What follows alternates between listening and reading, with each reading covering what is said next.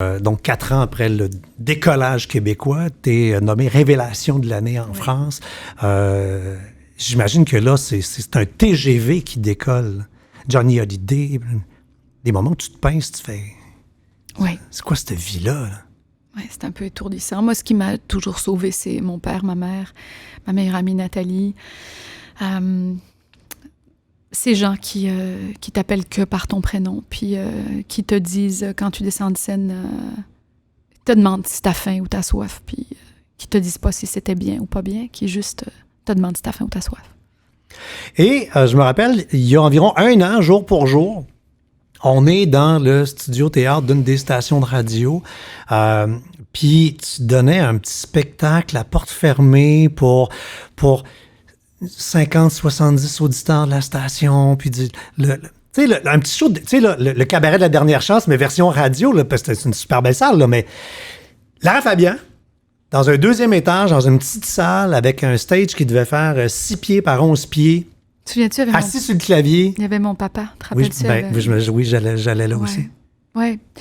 Ben peut-être. Puis papa était tellement heureux d'entendre ça, de vivre ça.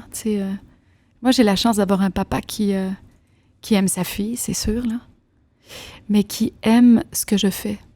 Ça aurait pu être autre chose. Mais c'est parce qu'attends, c'est pas toutes les filles qui ont vendu 20 millions d'albums qui acceptent de rencontrer en quasi one-on-one 50, 75 fans du... Tu sais, le vrai monde, oui. Pas péjorativement, là. Non, le vrai monde. Le vrai monde. C'était cool. Et là, cette soirée-là, on avait un double show, là. Oui. Puis je pense que, comme tu étais tout seul sur ta petite scène, c'est peut-être même toi qui arrivais 2e, parce qu'il y en avait dans la salle qui étaient dedans puis qui embarquaient. C'est fou. Puis as-tu vu comment j'étais intimidée? As-tu vu comment ça m'a pris un moment, arrêter de trembler? Puis parce que quand t'es proche comme ça, de nouveau, c'est une rencontre amoureuse. Tu sais, Puis j'avais eu... Pourquoi tu fais des soirées comme ça? Qu'est-ce qui te fait dire oui à ça?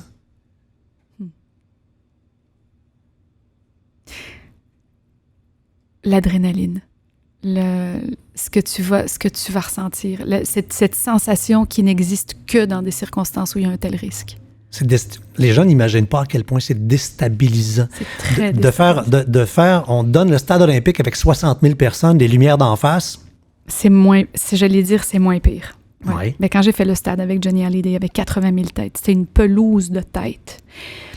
C'était quelque chose, là. Ouais. Mais le tremblement intérieur, la fébrilité que tu ressens face à 60 personnes comme dans ce studio dont tu parles. Que tu as 120 yeux qui te regardent, mais tu peux rentrer dans chacun de ces yeux-là, un après l'autre. Oui, exact.